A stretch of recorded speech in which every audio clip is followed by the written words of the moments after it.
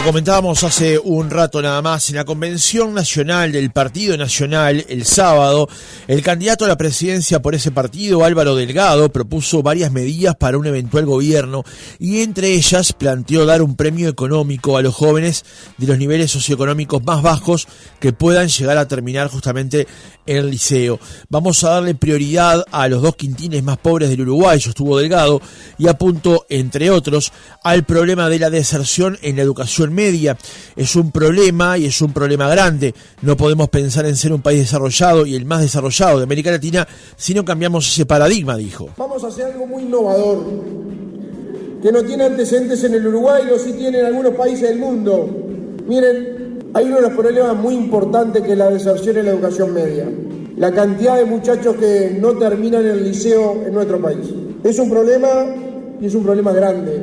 No podemos pensar en ser un país desarrollado y el más desarrollado de América Latina si no cambiamos ese paradigma y ese guarismo. Y en otro lado funcionó. Y nosotros vamos a generar un sistema para los 2 quintiles primeros, el primer y el segundo quintil, que son los más pobres del Uruguay. Un premio económico a los muchachos que terminen el liceo. ¿Eso lleva plata? Sí, claro que lleva plata.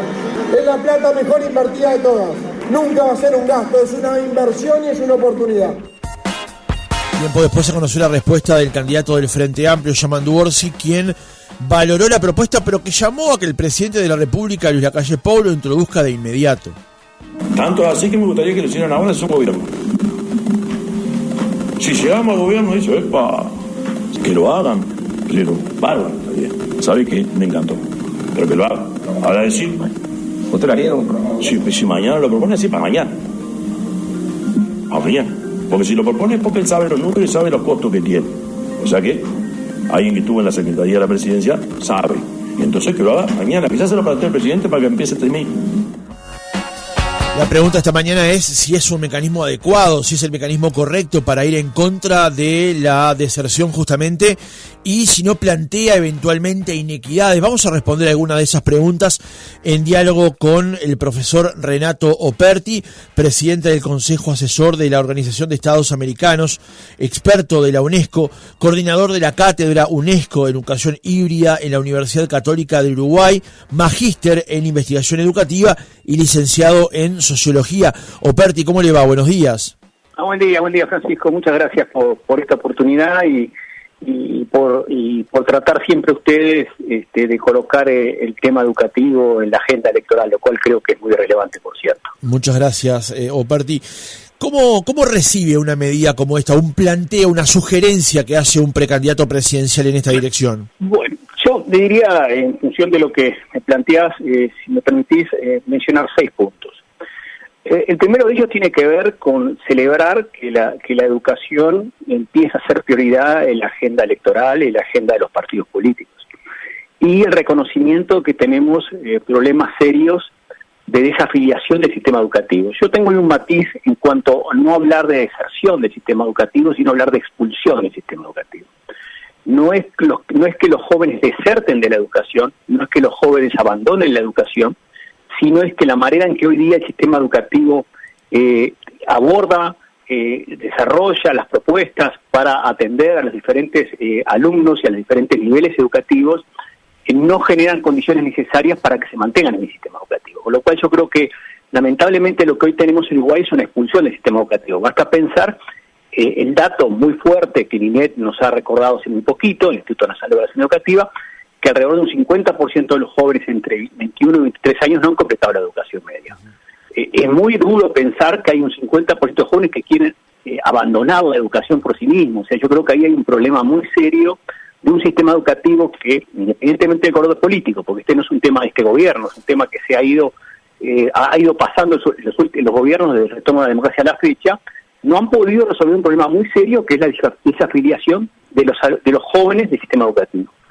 El segundo punto, me parece, Francisco, es reconocer que el egreso es una consecuencia. Indudablemente yo creo y coincido con Álvaro Delgado y con el equipo de él en cuanto a que a universalizar el egreso a la educación media, creo que todos los partidos coinciden, es una meta importante de política social y de política ciudadana, de política de convivencia en una sociedad, diríamos, ¿no?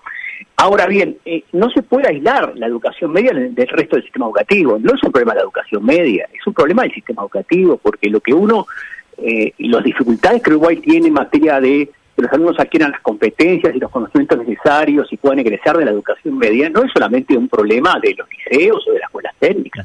Es un problema del sistema educativo en su conjunto que desde sus propios cimientos, desde la infancia, no le están dando a los alumnos las herramientas, los conocimientos, las habilidades necesarias como para que ellos puedan manejarse competentemente la vida. Básicamente nos estamos refiriendo a los temas de las competencias en lengua, ciencia y matemáticas. Basta simplemente para recordar a los oyentes, para ubicarnos en qué país estamos, que un 30% de los jóvenes a los 15 años, evaluados por PISA, que es una medición internacional hecha por la OCDE, que Uruguay, gobiernos del Frente Amplio, del Partido Colorado, del Partido Nacional, han tenido positivamente, han participado de esta evaluación internacional, muestra que en la última, del 2022, que alrededor de un 30% de los jóvenes no logran a la vez las competencias, los conocimientos necesarios, ni en matemáticas, ni en lengua, ni en ciencia. Y eso, naturalmente, volviendo un poco al argumento de Delgado, indudablemente es mucho mayor aún esos valores en los quintiles de menores ingresos. Con lo cual, en Uruguay, el egreso es una consecuencia de un sistema que está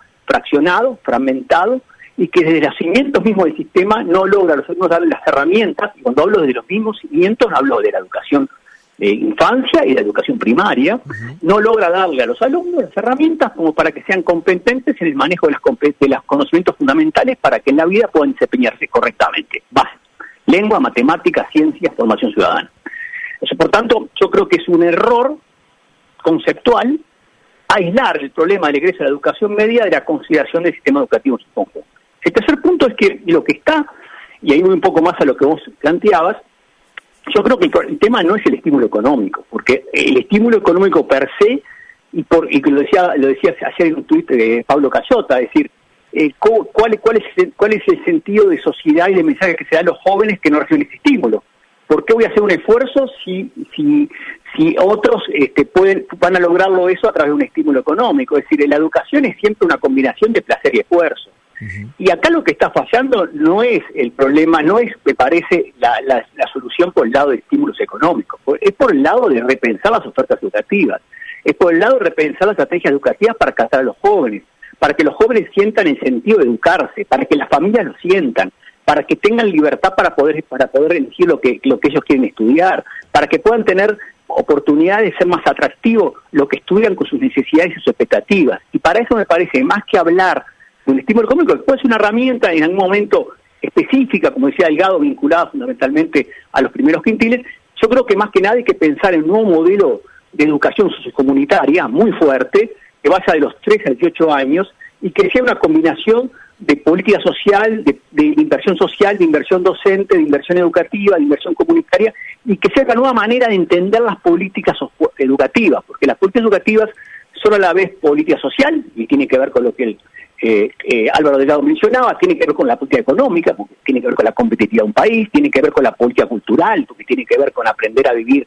juntos y compartiendo determinados valores, con la convivencia, con la inclusión, tienen que ver también con la política comunitaria de llegada a las comunidades, tiene que ver también con las políticas familiares, o sea, tiene que ver con un conjunto de elementos, con la política ciudadana, de formación en democracia, en valores democráticos, que hace que lo que hoy el país tiene que tratar de darse cuenta, que no es un tema, y yo creo que es un tema no solamente lo que plantea la plataforma del Partido Nacional, sino que lo veo en determinados planteamientos de diferentes partidos, esta idea de que la educación se resuelve extendiendo las escuelas de tiempo completo, extendiendo la atención de los CAIP, son instrumentos. El problema central no son los instrumentos, el tema central es saber que estamos claros en qué queremos educar y para qué queremos educar y para qué lo queremos hacer, porque no es la extensión del instrumento que va a garantizar una educación que conecte con los jóvenes, es la calidad de la propuesta. Y el Uruguay ha tenido, por diferentes razones, gobiernos de todos los colores, de todos los pelos, han tenido dificultades para poner el acento en para qué y en qué educamos.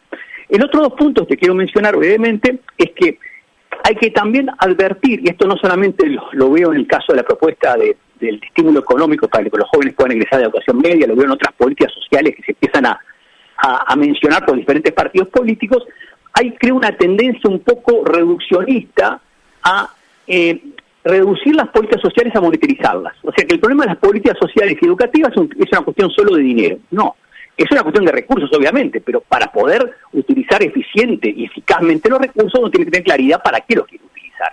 Entonces, de alguna manera, esta idea de hablar de solo monetarizar las políticas sociales puede correr el riesgo de no pensar los contenidos de las políticas y el para qué de las políticas y los impactos de las políticas. Y por último, Francisco, decirte que para mí también acá hay un tema que tiene que ver con algo más global, que puede ser parte de lo que planteaba Delgado, que es el repensar una nueva generación de políticas públicas. Lo que el Uruguay tiene hoy, a mí da la impresión, es que tenemos un conjunto de políticas públicas sociales muy fragmentadas, muy descoordinadas. Yo creo que, por ejemplo, el planteamiento que hacía la diputada Lustenberg, por ejemplo, de un marco de gobernanza para las políticas de infancia, es una vía posible, pero eso hay que pensarlo no solamente para la infancia, hay que pensarlo para la educación, hay que pensarlo para la salud, hay que pensarlo para el bienestar, hay que pensarlo para la convivencia, para la seguridad. O sea, yo creo que tenemos un modelo de política pública tan fragmentado y tan separado las instituciones entre sí y tan superpuesto en objetivos y programas que el impacto que pueda implicar dar más recursos, sea por estímulos a los alumnos, sea por estímulos a las familias, etcétera, puede no dar los resultados deseados. Perdón por la extensión, pero quería redondear en estos 6 puntos la referencia que hacía. Es muy interesante lo que ha dicho, Perti. La pregunta que le quería mencionar ahora es, Delgado dijo en su intervención que hay ejemplos de esto en el mundo. ¿Qué países en el mundo han ido por el lado de, como usted dijo, monetizar el cumplir con los límites, digamos, con los años establecidos?